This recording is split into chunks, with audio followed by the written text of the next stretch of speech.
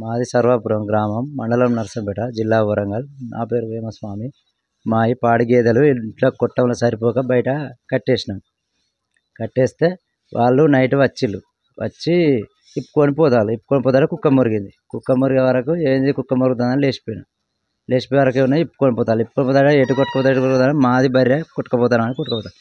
అంతలో నేను మాది అనే వరకు ఆయన వదిలిపెట్టి ఉరికినాక దొరికింది. దొరికితే తీసుకొచ్చి కట్టేసి పోలీసు వాళ్ళకు ఇన్ఫర్మేషన్ చేస్తే వాళ్ళు ఈ ఎలక్షన్ల డ్యూటీ ఇవ్వలేరు సార్, రేపు పొద్దుగాల రండి, పొద్దుగాల వస్తే తీసుకుపోతాం అన్నారు.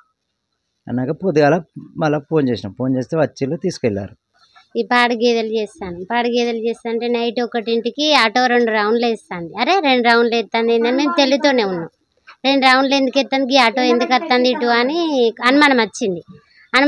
కేవలం చిన్నపిల్లలకి హాస్పిటల్ పోతారా, పెద్దోళ్ళు హాస్పిటల్ పోతారా అనుకుంటాను. కానీ ఇట్లా బర్రెల దొంగతనానికి వస్తారని అనుకోలే. ఆటో వేసుకొని ఈ ఆటో రెండోసారికి మళ్ళీ వచ్చి మళ్ళీ అక్కడ వేరే కాడ పెట్టి ఆమెను ఇక్కడ దించిండు. ఫస్ట్ ఇక్కడ దించి వేరే కాడ పెట్టి వచ్చి ఆమెను ఇప్పుకరా అని చెప్పి ఇక్కడ ఇప్పించి ఆయన అటు పోయి మళ్ళీ ఆమెకి ఎదురొచ్చి ఆ తాడు పట్టుకొని ఈమె కొడుతాను, ఆయన తీసుకుపోతాను.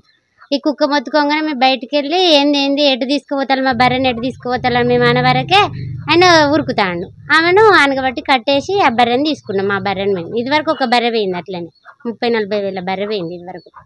ఏడ్చేసి సప్పుడేకనే ఊకున్నాం.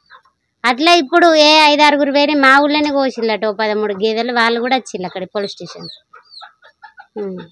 సిసి ఫుడ్లలో అన్నిట్లలో కనిపిస్తుంది వాళ్ళు చేసిన ఘోరం. అవి ఉన్నాయి అక్కడ వాళ్ళ కాడ.